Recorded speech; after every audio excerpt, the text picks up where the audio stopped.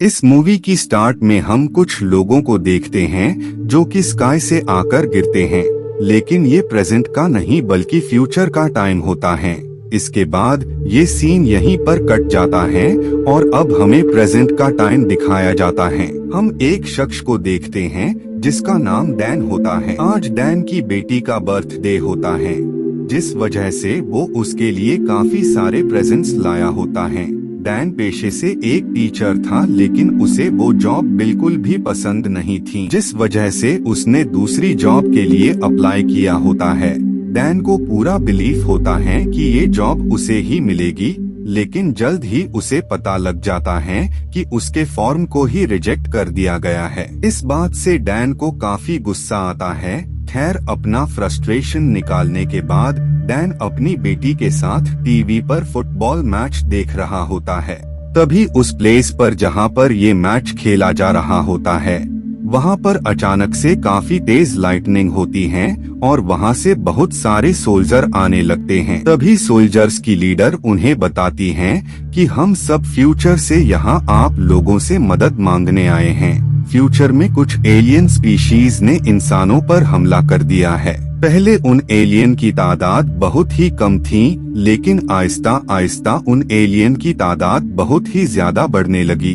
हम सब ने मिलकर उन एलियंस को रोकने की काफी कोशिश की, लेकिन वो एलियन बहुत ही पावरफुल थे। इसीलिए हम यहाँ पर आप लोगों से हेल्प मांगने आए हैं, ताकि आप हमारे साथ फ्यूचर में उन एलियंस को खत्म करने में हमारी मदद करें। नेक्स्ट डे हम काफी सारे सोल्जर को देखते हैं जिनके पास वेपन्स भी होते हैं और वो फ्यूचर में उन एलियंस को रोकने जा रहे होते हैं। इन सब लोगों को सिर्फ एक हफ्ते के लिए ही भेजा जा रहा होता है और बाद में वक्त पूरा होने के बाद अगर ये उन एलियंस से सरवाइव कर जाते थे तो इन्हें वापस बुला लिया जाता था। इतने सारे लोगों को भेजने के बावजूद अब भी हालात बेहद ही खराब होते हैं। पास्ट से जितने भी लोग फ्यूचर में जा रहे होते हैं, उनमें से बहुत सारे सोल्जर मारे जा रहे हैं और बस कुछ ही सोल्जर उन एलियन से सरवाइव कर जाते थे। इधर हम डैन को देखते हैं जो कि स्कूल में होता है।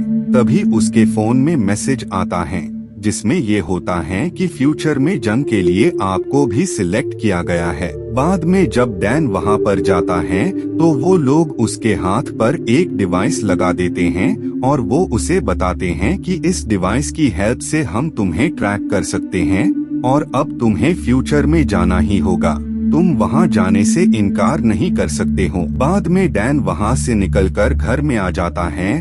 डैन इस डिवाइस के बारे में अपनी वाइफ को बताता है और साथ ही वो उससे कहता है कि अब उसे बाकी लोगों की तरह ही फ्यूचर में जाना होगा। वो वहाँ जाने से इनकार नहीं कर सकता है, जिस पर वो डैन को अपने डैड से हेल्प मांगने का कहती है। डैन अपने डैड को बिल्कुल भी पसंद नहीं किया करता था, लेकिन न चाहते हुए भी उसे अपने डैड से हेल्प मांगनी ही पड़ती है, क्योंकि वो फ्यूचर में नहीं जाना चाहता था। डैन के डैड उस डिवाइस को उसके हाथ से अलग करने की कोशिश कर रहे होते हैं। उसी दौरान डैन के अपने डैड से बहस हो जाती है, जिस वजह से डैन उस डिवाइस को अलग किए बगैर ही वहाँ से निकल जाता है और घर आकर वो वहाँ जाने की तैयारी करने लगता है। उस प्लेस पर डैन के जैसे और भी लोग होते हैं जिन्हें फ्यूचर में ले जाया जा रहा होता है। वहाँ पर एक लेडी होती है जो कि उन ऑफिसर्स से कहती हैं कि हमारे पास टाइम मशीन है, तो आप उस वक्त में जाएं जब एलियंस ने हमारे अर्थ पर कदम रखा था। आप उस टाइम में जाकर एलियंस को मार दे ताकि फ्यूचर में कोई जंग ही न हो। जिस पर वो ऑफिसर उन्हें बताता है कि हम ऐसा बिल्कुल भी नहीं कर सकते हैं। हमारे पास जो टाइम मशीन है वो सिर्फ 30 साल पीछे ही जा सकती है, जिस वजह से ही हम इस दौर में आप लोगों की हेल्प लेने आए हैं। जिसके बाद डैन और बाकी लोगों को टाइम ट्रैवल मशीन से फ्यूचर में टेलीपोर्ट कर दिया जाता है, लेकिन उसी दौरान मशीन में कुछ प्रॉब्लम हो जाती है, जिस वजह से वो स्काई से नीचे गिरने लगते हैं, जिस वजह से काफी सारे लोग बिना जंग में हिस्सा लिए बगैर ही मारे जाते हैं। डैन को उन सब लोगों का लीडर बना दिया जाता है और उसे एक मिशन मिलता है कि एक लैब में उनके कुछ साथी फंसे हैं जिन्हें डैन को वहां से निकाल कर लाना होगा। जिसके बाद डैन बाकी लोगों के साथ उस लैब में आ जाता है, लेकिन एलियंस ने उन सब को पहले ही खत्म कर दिया होता है। बाद में वो डैन को उस लैब से हार्ड ड्राइव लाने का कहती हैं। डैन जल्द ही उस हार्ड ड्राइव को हासिल कर लेता है, लेकिन इससे पहले कि ये सब वहाँ से निकलते उससे पहले ही वो एलियंस डैन और उसके लोगों पर अटैक कर देते हैं। वो एलियंस वाकई काफी ज्यादा डेंजरस और काफी ज्यादा पावरफुल होते हैं। डैन उन एलियंस पर काफी अटैक्स करता है, लेकिन वो एलियन काफी पावरफुल होते हैं, जिस वजह से उन्हें कुछ भी नहीं होता है। तभी वो लीडर डैन को वहाँ से निकलने का कहती हैं। वो उसे बताती हैं कि जल्द ही उस प्लेस पर एक्सप्लोजन होने वाला है, ताकि वो एलियंस वही खत्म हो जाए। सुनकर डैन और उसके लोग वहाँ से निकलने वाले होते हैं, लेकिन इससे पहले ही आर्मी के लोग वहाँ पर ब्लास्ट कर देते हैं और उसी ब्लास्ट में डैन बेहोश होकर गिर जाता है। बाद में जब डैन की आंख खुलती है तो वो खुद को दूसरी प्लेस पर पाता है, जहाँ पर उसके जैसे और भी लोग होते हैं। बाद में जब वो कैंप के बाहर आता है तो बाहर उसे एक लेडी नजर आती है। यही वो शख्स होती है जो कि डैन को सब कुछ बता रही होती है।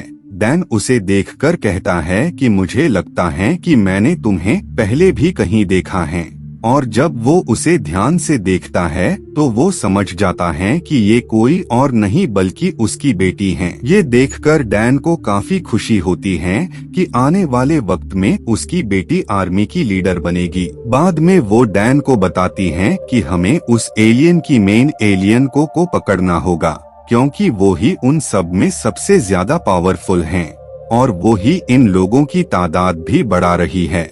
हमें जल्द ही उस एलियन को पकड़ना होगा, ताकि हम ये पता लगा सके कि उन एलियन को कैसे खत्म किया जा सकता है। जिसके बाद डैन अपनी बेटी के साथ उस प्लेस की तरफ निकल जाता है। वहाँ पर ऑफिसर ने पहले से ही उस एलियन को पकड़कर रखा होता है। बाद में वो उसे केज में बंद करके उसे वहाँ से ले जा रहे होते हैं, लेकिन तभी वहाँ पर काफी सारे एलियंस आ जाते हैं जो कि उन लोगों पर अटैक कर देते हैं और साथ ही वो एक प्लेन को भी डिस्ट्रॉय कर देते हैं, जिस वजह से डैन और उसकी बेटी एक गाड़ी में बैठ जाते हैं। डैन की बेटी लातदाद यानी काउंटलेस उन लोगों पर अटैक कर रही होती हैं। बाद में ये लोग उस प्लेस पर वापस आ जाते हैं जहां पर उन लोगों ने उस एलियन को कैद किया होता है।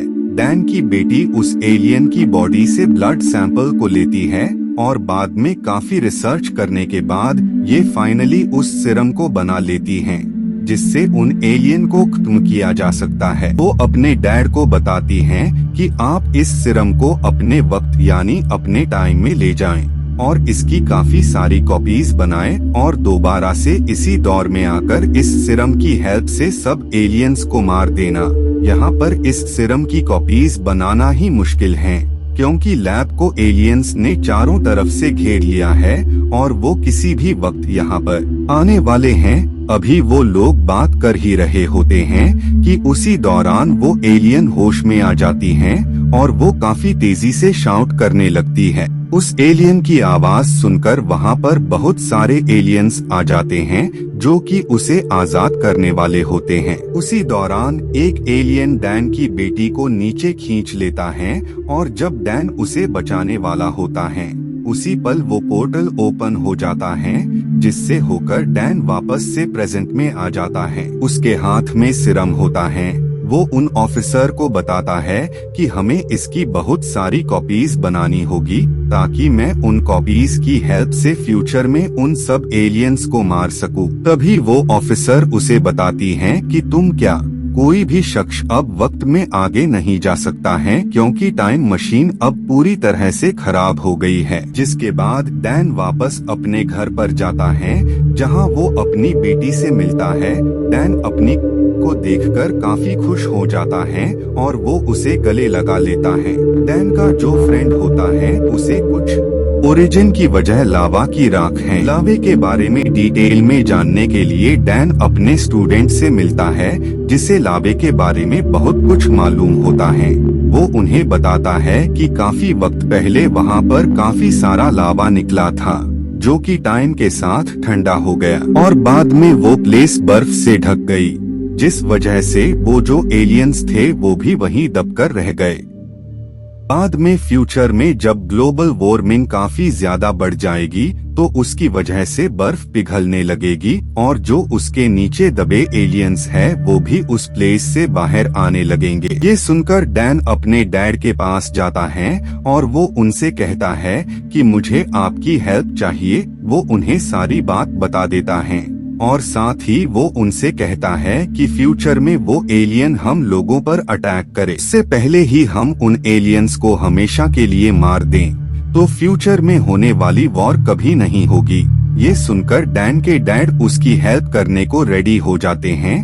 बाद में ये सब उस सिरम के, जिसके बाद वो उस प्लेस पर आ जाते हैं जहां एलियंस होते हैं। जिसके बाद डैन और उसके लोग उस सिरम को इंजेक्ट कर उन्हें मार रहे होते हैं, लेकिन इससे पहले ही उन एलियंस में सबसे पावरफुल होती हैं वो जाग जाती हैं। उसके साथ ही काफी सारे एलियंस भी आजाद हो जाते हैं, जिस वजह से उनका जो साथी था वो एक बॉम्ब की हेल्प से वहां पर ब्लास्ट कर देता है, जिसमें उन एलियंस के साथ वो खुद भी मारा जाता है। वही वो एलियन बाहर आ जाती हैं, जहां बाहर वो एलियन तेजी से डैन के फादर की तरफ बढ़ रही होती हैं, लेकिन इससे पहले ही डैन इस सिरम को उसके हाथ पर इंजेक्ट कर देता है, जिससे उसे काफी पेन होने लगता है। इसीलिए वो डैन पर अटैक कर देती है और वो उसे मारने वाली होती है, लेकिन इससे पहले ही डैन के डैड अपने हाथ पर कट लगा लेते हैं, इसीलिए वो उनकी तरफ बढ़ने लगती हैं। तभी डैन उस सिरम को उसके अंदर इंजेक्ट कर देता है, जिस वजह से उसकी डेथ हो जाती है। और इसी के साथ ये मूवी यहीं पर एंड हो जाती है। Thank you so much for watching.